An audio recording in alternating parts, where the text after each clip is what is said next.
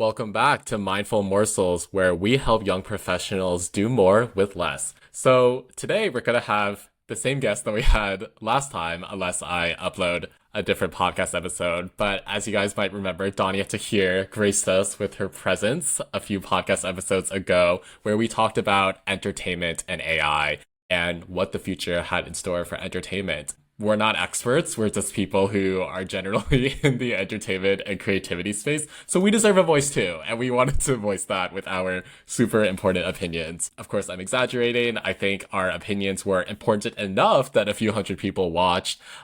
And we even got a dislike, which means you're actually making an impact. And it's not just your friends and family supporting you, even though that is, of course, appreciated every time. So I figured, why not we do part two? And this time, let's talk about creativity in AI. And with any AI related topic, we could release an episode every week and we would have new things to talk about. So we're just going to try to talk about both things that are the newest news about AI, but then also just our own ponderings about activities we've done in the past and how AI might be affecting these long-standing and traditional activities that a lot of high schoolers and college students go through in a ritualistic and almost culty way. Let's get started. Danya, thanks for being here. So ChatGPT's one of its most recent updates was its Studio Ghibli renderings of pictures you could upload. Do you want to talk a bit about how you've used it? What is happening right now? Just give it a voice. What is happening here? Yeah, cool. Hey everyone, thanks for having me back. I'm so excited. I think that I haven't used like the Studio Ghibli mode on ChatGPT. My thoughts on it are it's kind of scary that people are able to use it and also that governments are able to use it. It's just a scary concept now that this kind of historic form of art that also has roots in kind of like some pretty radical political roots is just now easily made by AI and can be used by people who like don't understand the roots of this art or the process of this art and the beauty of the art, because the beauty of the art is the creation of the art and not like the final product. And I think that's really true with Studio Ghibli and the way that it's made and the reason that it was created. And I mean, on the other side of things, there's also the, climate impact that this is having on, you have, I think Sam Altman tweeted something that was like the servers are literally melting right now.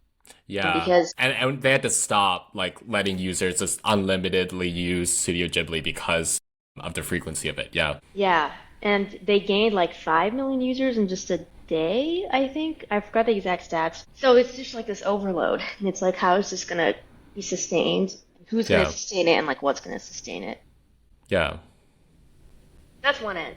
And I think the other end is that me and my friends were literally using this like 10 minutes ago to make like a fake pasta bar business design, which I'm gonna pitch one day. But like we were just having fun making it, and like I'm in an improv group, and we're always struggling with someone to make our posters, and we can never get a poster out in time because no one has the time. And so we experimented with like using this thing to make our posters, and they're like not bad, and they take like 2 seconds to make. So Yeah, exactly. The duality is prominent. And maybe we could back up a second for viewers who might not know, what is Studio Ghibli? What is Studio Ghibli art? Can you describe it?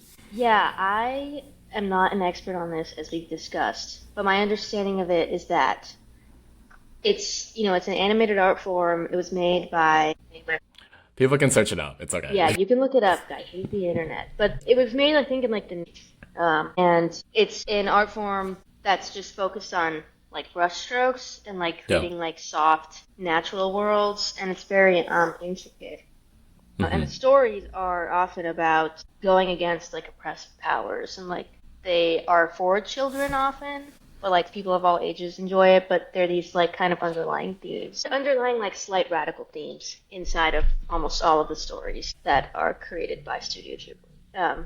And it's oftentimes people like compare it to, say it's the antithesis of Disney, because it's like Disney's kind of seen as a very corporate entertainment world now, and like Disney animation is seen as kind of, I don't know, like not authentic. At least that's what I've heard. If you're listening, Disney, you can still hire me if you want. But I think the reason people say it's the antithesis is because Studio Ghibli is like very focused on the art and the Yeah. creation of those animations and making it look like artful and like a painting. Yeah, I feel like no matter what image I see in that art form, it's very warm. Like it's just very inviting. And I was having dinner with a friend last week and she expressed similar concerns about what does this mean for like sustainability of using AI? What does this mean for image generation? And then she's like showing me these pictures that she created using ChatGPT Studio Ghibli art. And she's like, yeah, like this looks bad, this looks bad. And it gets like a picture that she likes. She's like, well, this one's good. And I'm just like, that is, and that's the problem where it's like, I think the reason why, at least in our generation, I can't speak for other generations, but it seems like Studio Ghibli or this development with ChatGPT has hit a chord. Like I feel like I'm seeing it a lot on Instagram, on X, on Reddit. People are updating their profiles with it. People are like recapping entire summers of their pictures using this. It feels different. It feels different from even like we can all admit that AI created images have gotten a lot better. Like obviously I think there are still some things that differentiate an AI created image from human, but those differences I think are gonna continue to melt away. But for some reason, it just feels like this has captured at least our generation culturally for now, given like our 5 second attention span in a different way. Would you agree or disagree with that? Like, what are your thoughts? Yeah, I think I totally agree, and I think we can even go back to before the image generation, like just the existence of ChatGPT. The way it became an issue for schools so fast was because students and people in our generation just hopped on it, right? Because it was so intriguing and so useful. And I think the same thing's happening with this image generation where, a lot of people know what Studio Ghibli is and like watch it, and now they can just like make their like the appeal of the aesthetic of it is so real. Um, I think the man's name is Hayao Miyazaki, or I think I might be pronouncing it wrong, but Okay. um, I think he's the one who created it. And it just really sticks with me that it's this art form that's just so focused on the creation and the slowness and like the form, and now it's just like they can be like 600 million thousands of these Yeah. created by just random people and used for like any purpose that goes beyond the studio's values. Like the existence of this style of this art form beyond the values of the studio is what makes me feel like uneasy. Yeah. So Yeah. I agree. Any more thoughts on this somewhat exciting, unnerving development before we move on? no, I think the core of it is the duality, I think, because it's like, yeah, it's scary and like I have a feeling I'm gonna use it for something, which Yeah. is also scary, I guess. And it's like, how do you balance those two things with any new technology?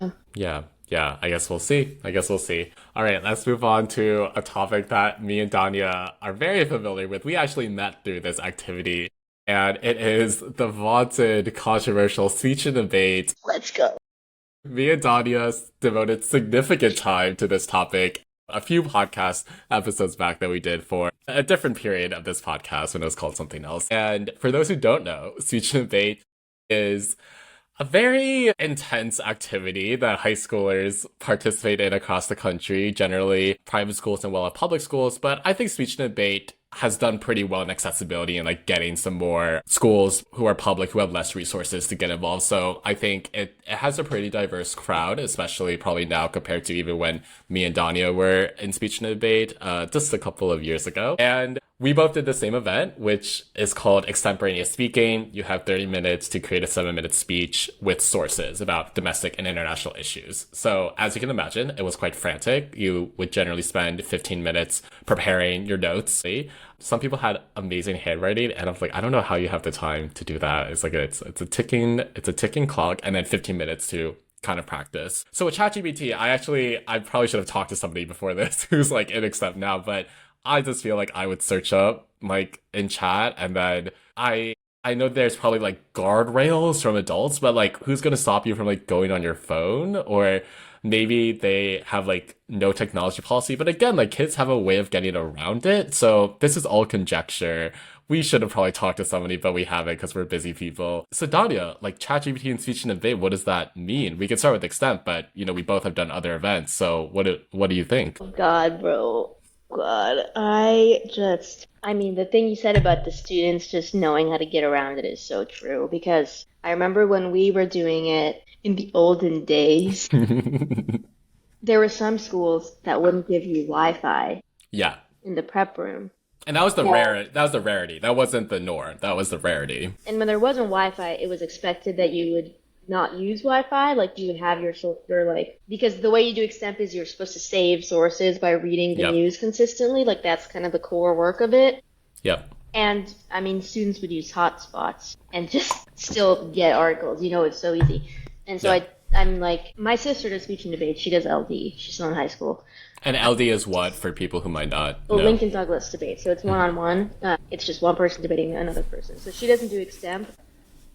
I'm like, based on what she's told me just about that event and the school, I'm 100% sure people are using ChatGPT in the prep room. I mean, I would like, Yeah. you have 30 minutes. I mean, you're already like looking for all the resources you can Yep. and like are desperate. And so being able to not only just like get the question answered for you and like get the sources, but also like have a speech is just yeah. My guess is that okay, I have two guesses. I think there's some amateurs who will just put the question in, click go, and then like try and memorize that speech. The real experts will like put the question in and like take the 3 points and like edit them and then like put in some like fake sources and then like extemporaneously give that speech. Hmm.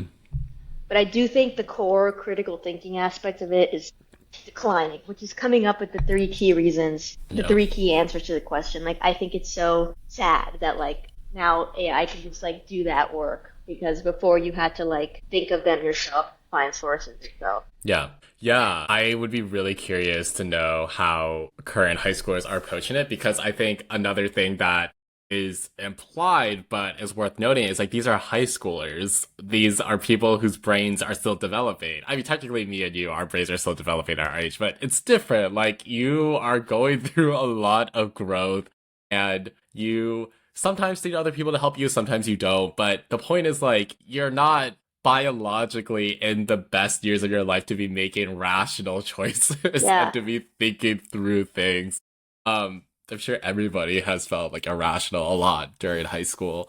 And I think I think we will see if speech and debate can adapt. Like I think it's ultimately because you're mostly dealing with minors, it's up to the adults to change the formats to accept in a way that AI is going to be part of it. And this speaks broadly to education as a whole. But like I think it's up to the adults who care enough about this work to do it and somehow integrate it. Like maybe Hmm.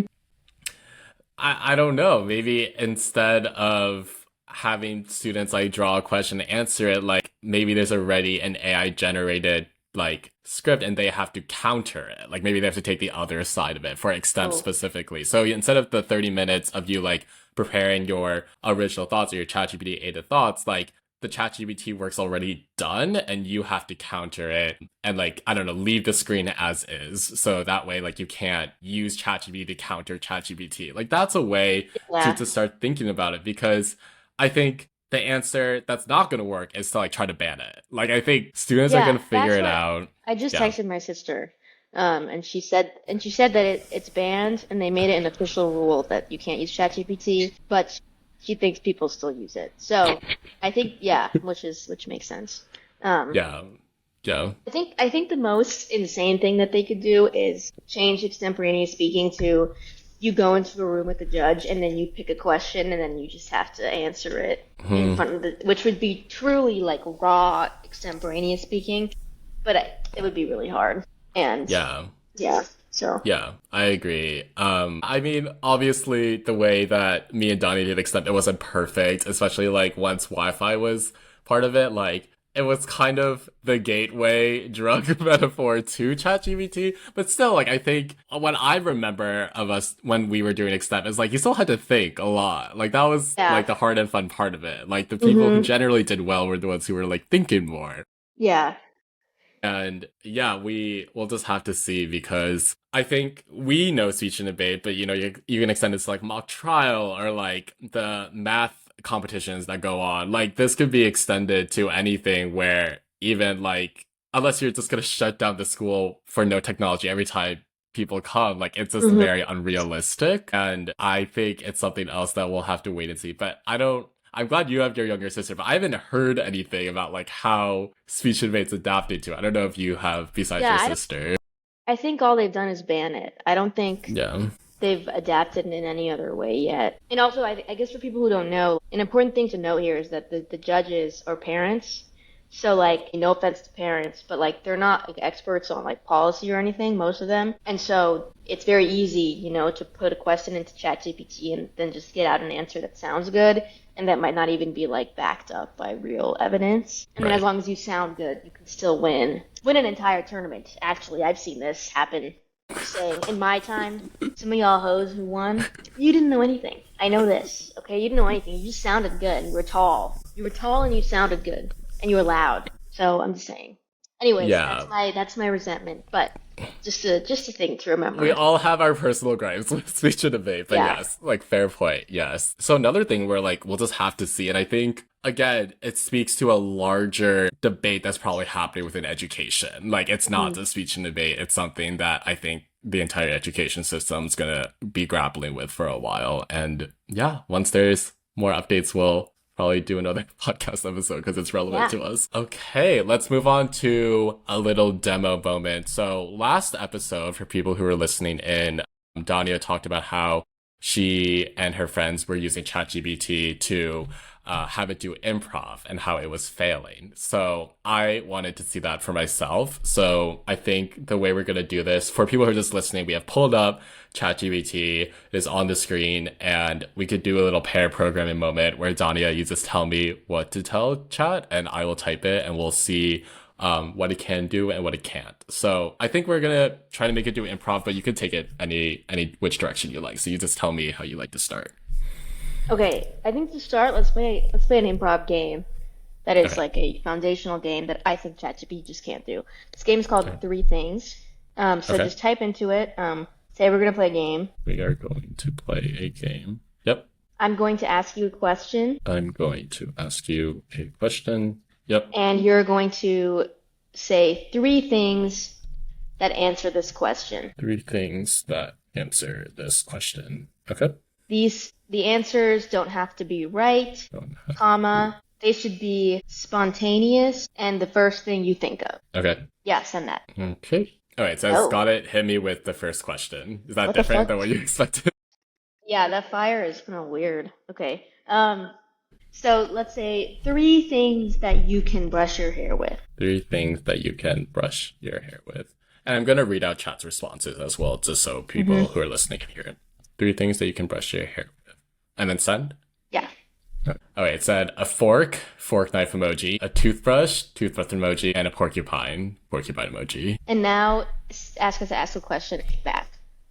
Or say, Just and ask a question back after every response. and ask a question back after every response.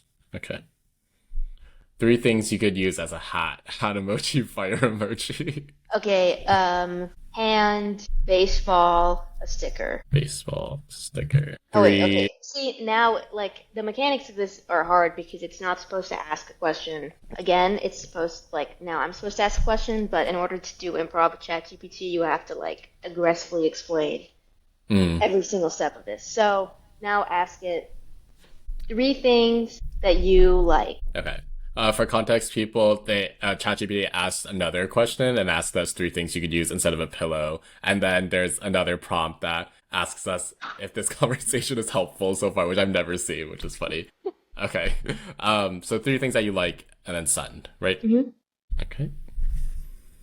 All right. Thunderstorms, thunder emoji, freshly baked bread, bread emoji, and unexpectedly good movie recommendations, movie clip emoji. Three things that smell weird, but you kind of like. Questioning emoji. Okay, this is gonna freak me out now because it's, like, gotten better at this game. Like, wow. Um, my hair, my sister, my boyfriend. In that order. In Yeah. that order. Yeah, in that order. And then it Okay. immediately said three things you never name your pet. Dog emoji, cat emoji. Okay, let's try one more and then I have another idea. Three things that are in the sky. Three things that are The sky. It says lost balloons, balloon emoji, UFOs, maybe alien emoji, and that one random shoe. Three things that make a funny It's noise. getting good at this. It's getting good at this. Donnie's a little freaked Because out, guys. I'm freaked out because the last time I did this, it just wasn't able to be spontaneous. Like it would always give the right answer. Like for Hmm. three things in the sky, it would say like cloud, sun, moon. And we couldn't Yeah. get it to be like random, and now it's being random and like Yeah. has a personality, which is weird. Okay, let's do it. Okay, now put in let's do an improv scene. Okay. Let's do an improv scene. Send. Okay, it says, sounds fun. Give me a setting and a couple of characters and we'll roll with it. Rockin' emoji, theater emoji. Okay, say our suggestion. Sam, can I have a suggestion for a location? Cleveland, Ohio. Okay, our a non-geographic location. Oh, a bedroom. Okay, say our suggestion is bedroom. I will do the first line. Our suggestion is bedroom. I will do the first line. Send. Yeah. Okay, it says, got it. Drop the first line and I'll jump in. Theater emoji, fire emoji. Why is it using emojis? Okay. Um. Okay. Hey, Dad. Hey, Dad. Um. Check out my new Pokemon card. Check out my new Pokemon card.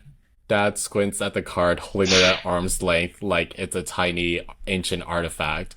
Quote, whoa, buddy, dot, dot, dot. This one looks super rare. Is this the, ultra mega lightning dragon or whatever? Question mark, end quote. Oh my God. You're getting so good at this, Dad. Oh my god. You're getting so good at this, Dad. Dad grins proudly, straightening up and adjusting his imaginary glasses. Quote, well, I've been studying, watching a lot of Pokemon Master tutorials on YouTube. Might even challenge you to a battle soon, end quote. He winks dramatically. Quote, but first, tell me, how do I evolve this card into something way cooler? Question mark, end quote. Okay, let me see if it can deal with a block. That card's not even cool, Dad. And that's it. Mm-hmm. Okay. That card's not even cool, Dad. Dad chuckles, pretending to be heartbroken. Quote, oh, ouch, my feelings are crushed. Here I am, trying to level up, and you're telling me this card's not cool. Guess I'll have to go back to my vintage Charizard collection, end quote. He holds up an old beat up card dramatically. Quote, how about this one? It's practically an antique, end quote. Okay, I think like the thing here is that ChatGPT is like so focused on like the dialogue and the narrative of the scene that it's not able to really like do anything else. And obviously like no physicality can happen because it's like a laptop, but Yeah. it's like the prompts are kind of making it write a story instead of like doing improv, if that makes sense. But should we keep going or should we just stop? I think we could stop here because I just want to Okay. follow up on that point. So, like, writing a story versus doing improv, like, what's the alternative here? Like, what would it look like to do improv? I mean, I think that's why, in my opinion, improv is like, I mean, it's a very human thing because it's based on spontaneity, and it's hard for robots to be spontaneous because they're programmed. And the only scenario where I think improv can happen through AI is if there's like two robots doing an improv scene together, and I'd be curious to see that because I think that's where we can see if AI can actually do improv because Yeah. the physicality is important. Also, I think a lot of improv, I think like the way that it's writing, like how the dad looks, and like the way that the dialogue is very long, it's like not really realistic to an improv scene because in improv it's often a very quick dialogue, Hmm. and like you're kind of bantering back and forth. You're like, and that doesn't really exist here because yeah. Also that go down a little bit. Yeah, like it's like just writing dialogue that the dad would say. It's not really like doing an improv scene with me because it like I don't know if it has been taught how to do improv. You know? Yeah. Yeah. Yeah, I definitely think that improv does feel quite humanistic in the way it's done because it requires, in many ways, like, the only way it can work is if the two humans or more are like in sync at a human level. It's not like, and now you say this, or and now you're gonna do this. And I agree. I think it would require like two GPTs talking to each other to get that weird spontaneity. They would probably like crash out at some point as well in their current models. But yeah, I think it's something that's worth keeping an eye on as well because I think you point out a good point of just like this does feel quite humanistic, but if ChatGPT and other AI tools, if the point is to get as close to human like as possible, one has to think, well, maybe at some point, I don't know if it could ever get to the level of imperfection that I think some of the best Hmm. improv has, but it could probably get to like a perfection level of improv. But that's not the best improv, in my opinion. Yeah, yeah, that's Yeah. true because a lot of improv is based on imperfection, and it's hard to get an AI to not be perfect. Yeah. And I mean, even already, like when we were playing Three Things, like I said, it's already gotten You so were much better. impressed. You were taken aback. Yeah, like things that smell good but you kind of like is totally something that I would say spontaneously. And like Yeah. I just am I'm surprised at how because like the last time I did this maybe was like a year ago or was it like six Mm, months ago. sure. Like it's just it's scaring me that it's gotten better at this game. Yeah. And yeah, it's kind of freaky. Yeah. Well, we'll let everyone sit with that and see how they Hmm. feel about that. I think a lot of what we've talked about today is like mixed bag, and that's, I think, just how it's going to be with AI Yeah. progress as it continues. So, to end on a somewhat lighter note, let's talk about non-ChatGPT tools we use for more fun or effective ways. So, Dania, you were telling me about using AI for emojis. Talk about that. Oh yeah. Again, I don't know how much I am under the assumption that there's probably someone being harmed by the creation of this, but I just don't know. Again, we're not experts, but I've Yeah. been using I updated my laptop and my phone, and now you can use AI to create emojis. Like you can And type this is in, Apple specifically, yes, this right? is Apple. Yep. You can type in what you want your emoji to look like, and it'll make it. So like I made myself eating pasta. I made a wolf riding a bike. I made sushi on a bike. I made a wolf smoking. I made a wolf doctor. You can see the theme of the wolves. And it'll like I sent Sam some and like it'll like be cool and like when I send it to my friends like they really like it. They like think it's funny. So it's like fun and like it's like a cool way to just like have fun and like send your friends funny things.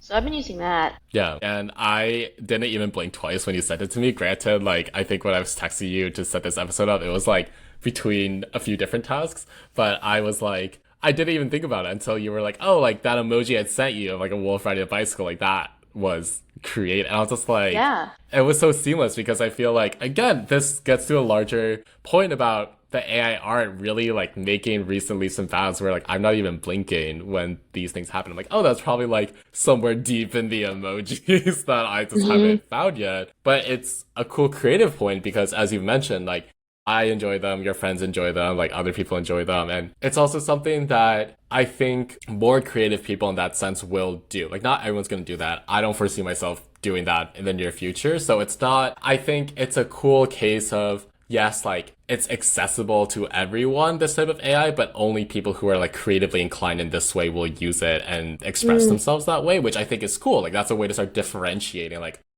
even with AI, like you tend to be creative this way with AI, or like this person tends to be yeah. creative this way with that AI.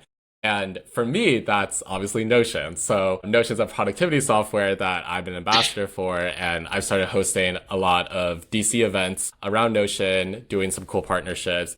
And it just helps you organize anything you need from your simple tasks list every day to organizational structures, everything in between as well. And Notion has AI that I don't think the general AI is up to the standards yet of like GPT or Gemini or Claude, but it's really good for targeting specific Notion workspaces you're using. Like I have a few different workspaces and a lot of pages in each workspace, so I can tailor the AI to only look at the current page or a different page or just a workspace.